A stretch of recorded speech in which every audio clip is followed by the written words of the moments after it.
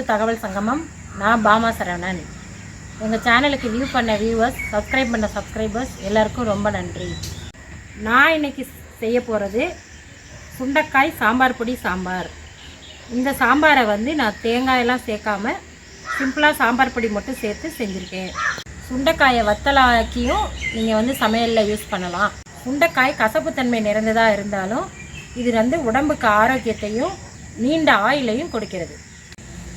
இந்த சுண்டைக்காய் வயிற்றில் உள்ள கிருமிகளை அழிக்கும். இது குடல் புண்ணுக்கு நல்ல மருந்து.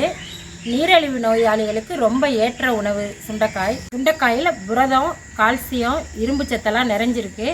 இதை வாரம் 2 முறை சமைச்சு சாப்பிட்டா ரத்தம் சுத்திகரிப்படையும், உடல் சோர்வு நீங்கும். சுண்டைக்காய் சாம்பார் பொடி சாம்பார் எப்படி பண்ணுறதுன்னு இப்போ பார்க்கலாம். இந்த சாம்பாருக்கு தேவையான பொருட்கள் நம்ம இப்போ பார்ப்போம். சுண்டைக்காய் 1/4 கிலோ.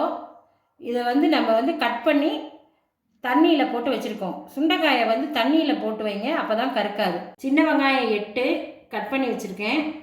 பச்சை மிளகாய் 2 கீரி வச்சுருக்கேன்.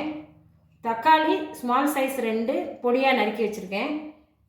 கருவேப்பிலை, துவரம்பருப்பு 100 கிராம், மஞ்சத்தூள் சேர்த்து வேக வச்சு வச்சுருக்கேன். கடுகு, உளுந்து தாளிக்க, எண்ணெய் தாளிக்க தேவையான அளவு, சாம்பார் பொடி 2.5 டீஸ்பூன், புளி ஒரு பெரிய நெல்லிக்காய் அளவு, உப்பு தேவையான அளவு. இதில் புளியையும் உப்பையும் சேர்த்து தண்ணி ஊற்றி ஊற வச்சுருங்க. இப்போ கடாயை அடுப்பில் வச்சுட்டு அடுப்பை ஆன் பண்ணிக்கோங்க. இப்போது கடாயை காஞ்சிருச்சு. இப்போது 3 டேபிள் ஸ்பூன் எண்ணெய் ஊற்றுறேன். இப்போது கடுகு உளுந்து போடுறேன்.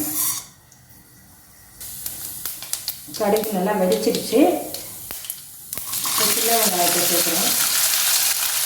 கருவேப்பிலையும் போட்டுறேன். நல்லா வதக்கி விடுங்க. வெங்காயம் வதங்கிடுச்சு. பச்சை மிளகாயை போட்டுறேன். அதுக்கு சுண்டைக்காயை தண்ணி இல்லாமல் எடுத்து போட்டு அதையும் வதக்குங்க. நல்லா வதக்குங்க.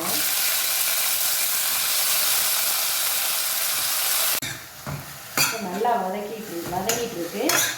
வதங்கினதுக்கு அப்புறம் தக்காளியை சேர்க்கலாம். இந்த சுண்டைக்காயை நல்லா வதக்கி விடுங்க. நல்லா வதங்கினா தான் குழம்பு உங்களுக்கு நல்லா டேஸ்ட்டாக இருக்கும். இப்போ சுண்டைக்காய் நல்லா வதங்கிடுச்சு. அடுத்து தக்காளி பழத்தை சேர்த்துங்க. அதையும் நல்லா வதக்கி விடுங்க. இப்போ நல்லா வதங்கிடுச்சு. அடுத்து நம்ம கரைச்சி வச்ச புளியை சேர்க்குறேன். 2.5 டீஸ்பூன் சாம்பார் தூள் சேர்க்குறேன்.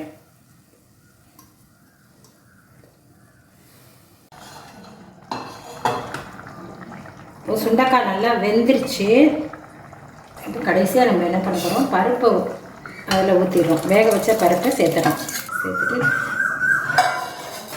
நல்லா கிளறி விட்டுட்டு ஒரு கொதி விடுங்க. இப்போது நல்லா கொதிச்சிருச்சு குழம்பு. இப்போ நம்ம அடுப்பை ஆஃப் பண்ணிடலாம். இப்போ வேறு பாத்திரத்துக்கு ட்ரான்ஸ்ஃபர் பண்ணிடலாம். இந்த மாதிரி ரொம்ப தண்ணியாகவும் இல்லாமல் ரொம்ப கெட்டியாகவும் இல்லாமல் இருக்கணும். இந்த சுண்டைக்காய் சாம்பார் பொடி சாம்பார் ரெடி ஆயிடுச்சு. நல்லா கலர்ஃபுல்லாகவும் நல்லா வாசனையாகவும் வந்திருக்கு. இந்த சாம்பார் ரொம்ப நல்லா வந்திருக்கு. உங்கள் வீட்டில் செஞ்சு பாருங்கள். இந்த சாம்பாரை நீங்கள் முருங்கைக்காய், வெண்டைக்காய், கத்திரிக்காயிலையும் செய்யலாம்.